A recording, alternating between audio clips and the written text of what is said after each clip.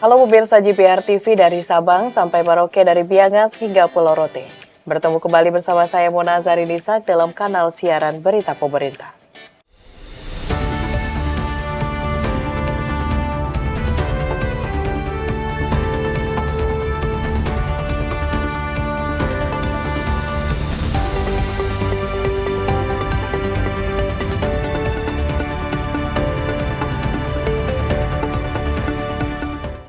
Pemirsa, kita ke informasi pertama. Badan Meteorologi, Klimatologi, dan Geofisika Stasiun Maritim Merak memprediksi cuaca di sekitar Pelabuhan Merak akan mengalami hujan ringan hingga sedang hingga sepekan ke depan.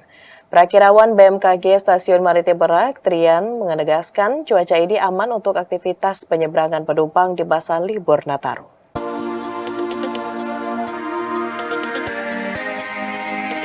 Memasuki masa libur Natal dan Tahun Baru 2025, Badan Meteorologi, Klimatologi, dan Geofisika Stasiun Maritim Merak memprediksi terjadinya hujan ringan dan sedang di wilayah Pelabuhan Merak, Cilegon, Banten.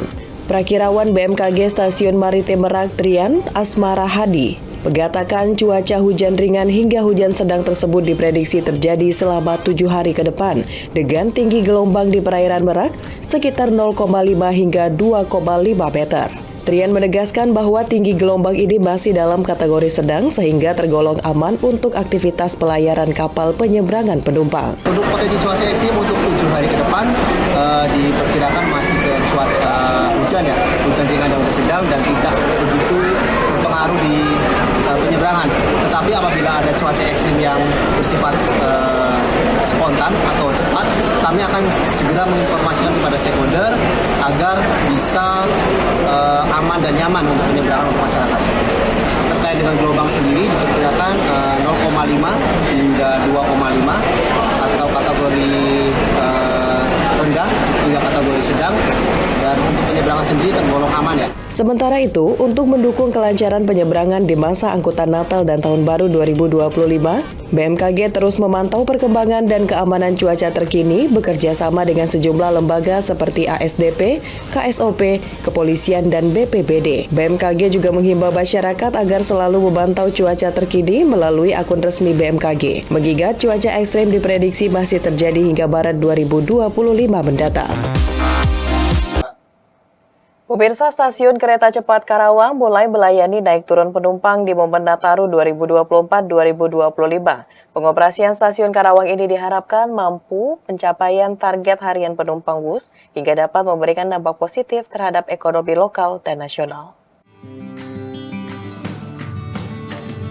Stasiun Kereta Cepat Karawang telah diresmikan pada Selasa 24 Desember 2024 oleh Menteri Koordinator Bidang Infrastruktur dan Pembangunan Kewilayahan Agus Harimurti Yudhoyono, Menteri Perhubungan Dudi Purwagandi, dan Wamen BUMN Kartika Wiryatmojo.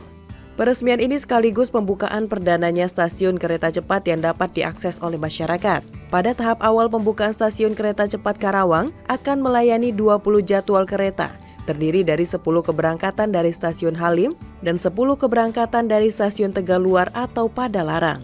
Kereta cepat menerapkan skema tarif dinamis untuk perjalanan dari dan menuju Stasiun Karawang. Dengan kereta cepat Stasiun Karawang ini, masyarakat dapat menempuh waktu 15 menit menuju ke Jakarta.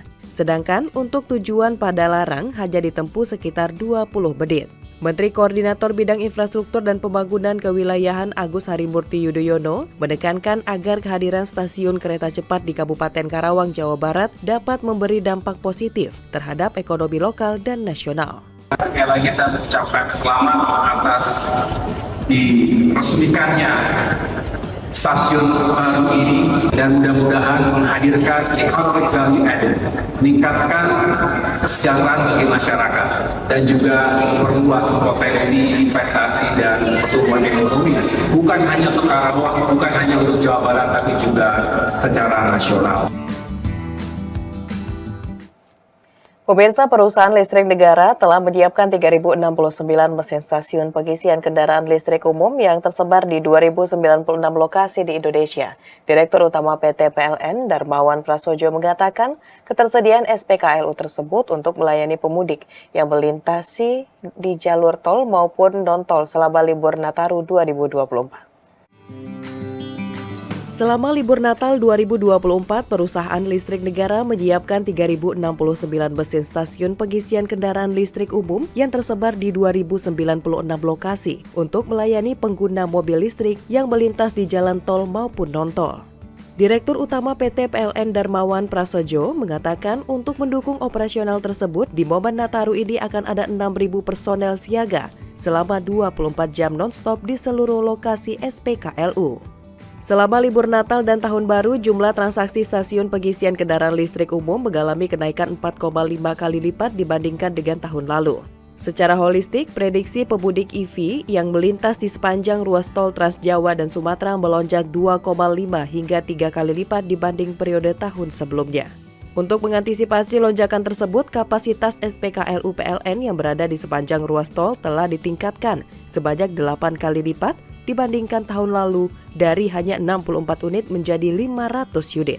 Saat ini diperkirakan meningkat menjadi lebih dari 7.000, jadi meningkat 3 kali lipat. Tetapi hari ini tadi kita cek jumlah transaksi per hari dibanding dengan Nataru tahun lalu ternyata meningkat 5 kali lipat.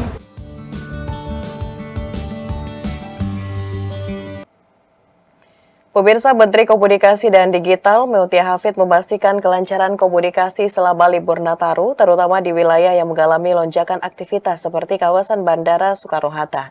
Untuk memastikan kualitas layanan tetap optimal, Kemkom Digi juga mengawasi seluruh jaringan, termasuk pemasangan tambahan bus transfer station, mobile BTS, dan posko di lokasi-lokasi strategis.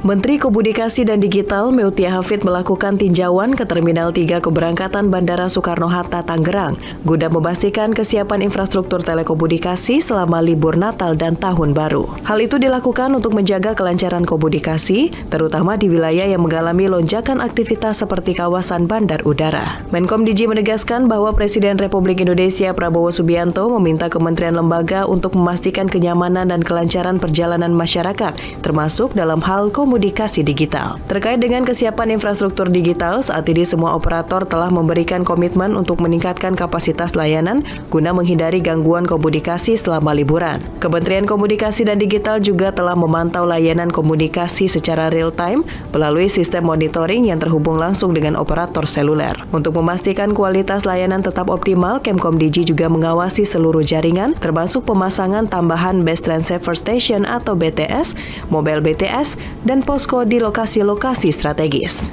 Dan karena itu kami memang diminta oleh Presiden untuk semua kementerian melakukan pengecekan terkait kesiapan ini, bekerjasama tentu dengan otoritas seperti Angkasa Pura Indonesia, kemudian juga dari pihak bandara, dan ini ada di Rut Garuda. Kami di Kemkom Digi juga telah menugaskan para dirjen yang hadir untuk terus memantau sampai tentu akhir dari Tahun Baru dan seterusnya untuk memastikan layanan seluler dan juga frekuensi ini aman untuk digunakan